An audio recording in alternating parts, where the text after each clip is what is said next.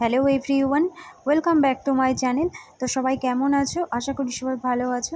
তো আজকে সবাই জানো আজকে হচ্ছে বিপত্তারিণী পুজো। তো তারই প্রস্তুতি চলছে। সকাল সকাল উঠে সমস্ত কাজবাজ সেরে এখন পুজোর কাজে লেগে গেছি।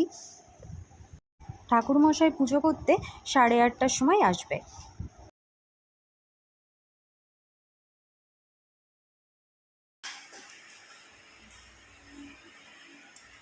ফলগুলো ওই ঘরটা উপরে দিবা, ফলগুলো পাশে দিবে। এইটা আমি কে দিবা, কলা দিবা ঘরতে।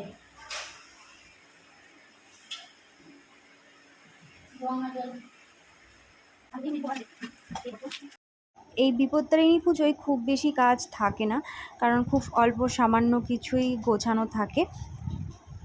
প্রত্যেক বছরই কিন্তু এই বিপত্তারিণী পুজো কিন্তু আমাদের বাড়িতে হয়ে থাকে। তো কার কার বাড়িতে বিপত্তারিণী পুজো হচ্ছে অবশ্যই আমাকে কমেন্ট বক্সে জানিও।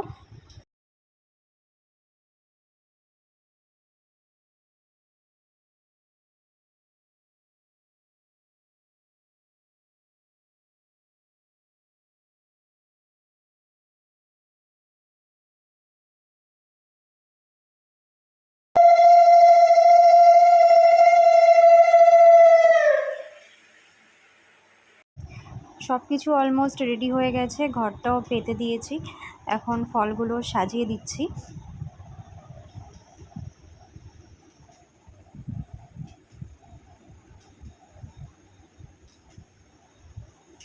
সাথে একবারে অন্য ঠাকুরকেও খেতে দিয়ে দিচ্ছি।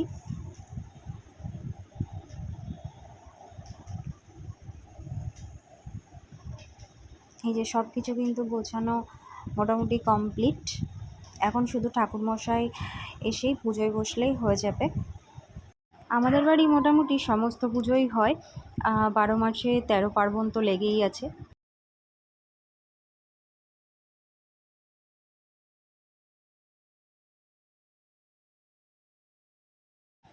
এই যে গোছানো একদম সব কমপ্লিট। তো এবার আর কোনো কাজ নেই, এবার বসেই আছি। ঠাকুরমশাইয়ের জন্য এখন অপেক্ষা করা হচ্ছে। পাড়ার আরেকটা কাকিমাও এসছে পুজো দিতে।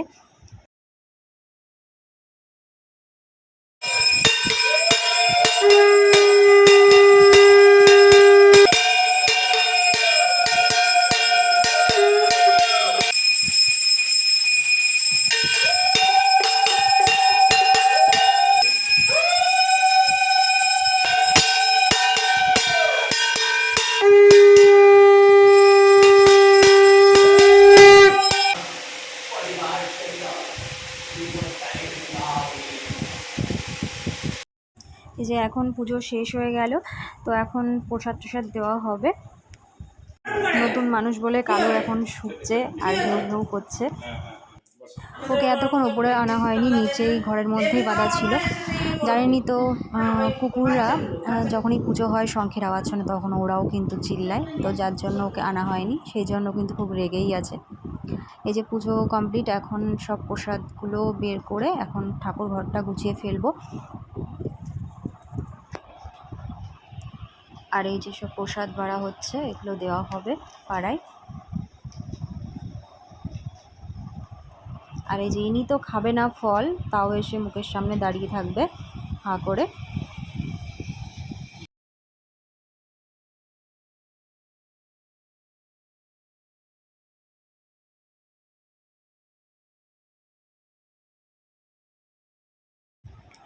এবার সমস্ত কাজই মোটামুটি শেষ, ঠাকুরঘর গুছিয়ে নিয়েছি। এখন ঠাকুরঘরটা মুছে, ঘরটা বারান্দাটা মুছে এখন কাজ কমপ্লিট।